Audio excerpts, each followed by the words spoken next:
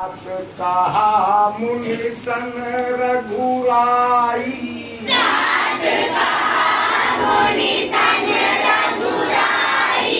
निर्भय जग करहु तुम जाई।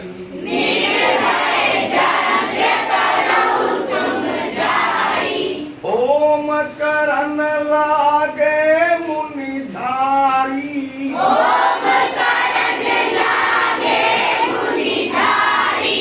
आप रहे मख की रखवारी।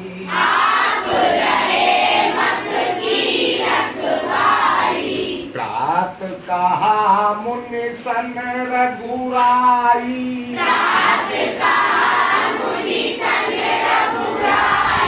निर्भय जग करहु तुम जाई।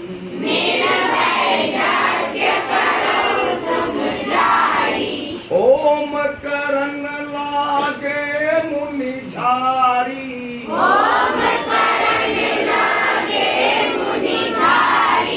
आप रहे मख की रखवारी।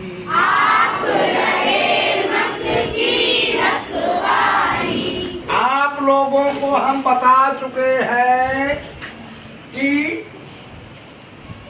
मुनि विश्वामित्र राम और दशरथ को लेकर अपने आश्रम की तरफ चल दिए। रास्ते में ताड़का राक्षसी मिल गई, उसे राम ने मार दिया, उसका वध कर दिया। वहीं पर मुनि ने उन्हें कुछ और शिक्षाएं दी, कुछ और अस्त्र शस्त्र दिए और वो सब लेकर आ गए आश्रम में। तब तक शाम हो गई। शाम हो गई, रात में सब लोग सो गए। सुबह को जब उठे तो भगवान राम ने मुनि से कहा, निर्भय यज्ञ करो तुम जाई। अब आप जाकर के यज्ञ कीजिए। और होम करन लागे मुनि झारी। राम की बात को सुनकर मुनि तो अपना यज्ञ करने लगे, हवन करने लगे और भगवान राम उनके यज्ञ की रखवाली करने लगे कि देखते हैं कौन निशाचर आता है बाधा डालने। उन राक्षसों की रखवाली करने लगे। अब मुनि जब यज्ञ करने लगे तो यज्ञ में कुछ समिधाएं चढ़ाई जाती हैं, मंत्र बोले जाते हैं, मंत्र के साथ स्वाहा बोला जाता है, स्वाहा के साथ ही कुछ समिधा उसमें चढ़ाई जाती है। वो कई चीजों से मिलाकर बनती है। वैसे तो अलग अलग मात्रा होती है, लेकिन क्योंकि हमें एक सवाल बनाना है इसलिए हमने सबकी मात्रा बराबर बराबर मान ली। मान लीजिए कई आइटम उसमें मिले हुए हैं, संविधा में कई चीजें मिली हुई हैं, कई वस्तुएं मिलाकर यज्ञ की संविधा बनाई गई है। तो टोटल वजन उस संविधा का है a² - b²। समझ गए? Yes sir. जितने भी आइटम है सब मिलाकर जो वेट बनता है वो बना a² - b² kg। और टोटल आइटम मान लीजिए है a + b। तो वन आइटम वेट कितना है ये आपको निकालना। अब आप लोग बताएंगे, सूरज बताएंगे।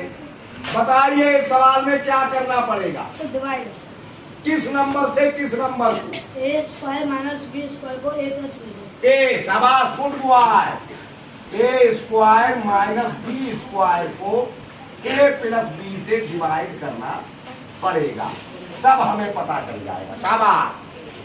अगला नंबर खड़े हो जाओ, बताओ क्वांटेंट कितना आएगा यहाँ? ए क्यों आएगा? ए की पावर 2 है जिसे ए से डिवाइड करना है और डिवाइड में पावर घटती है। तो एक स्क्वायर यानी ए की पावर 2 में से ए की पावर 1 घटेगी, ए बचेगी। तो ए हमने लिख दिया। शाबाश, ठीक बताया। बताओ बेटा अब यहाँ पर कितना आएगा? a²। क्यों? क्योंकि ए और ए की मल्टीप्लाई a² होती है।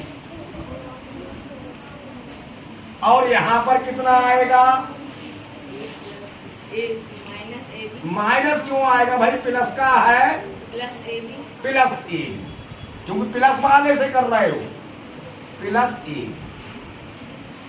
अब क्या होता है, चिन्ह बदल जाएंगे, चिन्ह बदल जाएंगे, गुड बॉय बदल गए। अब क्या बचेगा, minus B square, minus B square. हाँ, और यहाँ नहीं बचेगा, ये बराबर है, ये खत्म। तो माइनस बी स्क्वायर बच गया, अनलाइक है तो जुड़ नहीं सकता। और क्या बचेगा, ए बी। ए। शाबाश, गुड बॉय, सिट डाउन।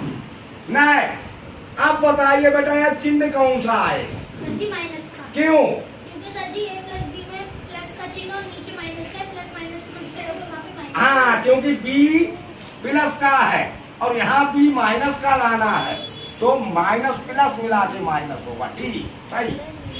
अब कितना लगाए यहाँ पर, सर जी बी। बी, क्योंकि बी और बी की मल्टीप्लाई बी स्क्वायर आ जाएगा, तो बी लगा। अब मल्टीप्लाई कर देते हैं, पहले बी और बी की कर लेंगे, बी और बी की B square minus B square, और एक ही कर देंगे प्लस माइनस माइनस ए और बी। A B. अब क्या होगा बेटा, सर जी चिन्ह बदल जाएंगे, चिन्ह बदल गए, प्लस प्लस अभी कट जाएगा, कट गया। खत्म। तो कितना वेट है ए एक आइटम का, ए माइनस बी। ए जी। समझ गए सवाल। Yes sir. अच्छा, अब आपको डिवाइड आने लगा है, सर अब आपको थोड़ा थोड़ा फैक्टर्स की तरफ लेके चलते हैं, ठीक है सर। एक फार्मूला सिखाते हैं। ठीक है सर। तो आपका यहीं से फार्मूला बन जाता है, ए स्क्वायर माइनस बी स्क्वायर को आपने डिवाइड किया था ए प्लस बी, सर तो आंसर आया ए माइनस बी। यानी इन दोनों की मल्टीप्लाई जब करोगे तो ए स्क्वायर माइनस बी स्क्वायर आएगा, क्योंकि डिवाइड का उल्टा मल्टीप्लाई होता है।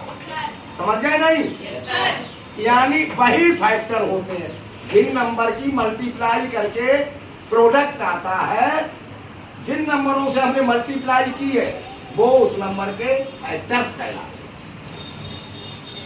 समझ पाए बात है नहीं? Yes sir. तो यही इसके फैक्टर्स हैं, ए प्लस बी और ए माइनस बी। ये एक फार्मूला भी बन गया आपका।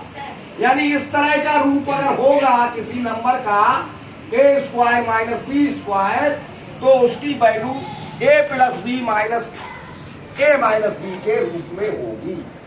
समझ गए? Yes sir. कल हम आपको इस फार्मूले से सवाल करवाना शुरू करेंगे। Okay sir. ठीक।